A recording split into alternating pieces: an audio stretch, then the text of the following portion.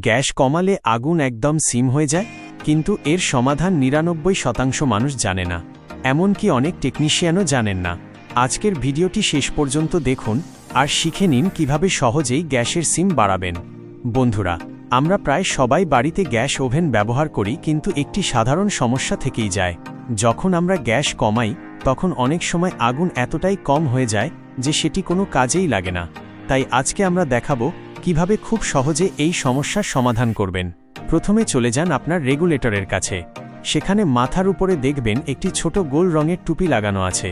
সেটি ডাইসের সাহায্যে অ্যালুমিনিয়ামের পাতের উপর বসানো থাকে। এবার একটি ব্লেড বা পাতলা কিছু দিয়ে হালকা চাপ দিলে সেটি উপরের দিকে উঠে আসবে।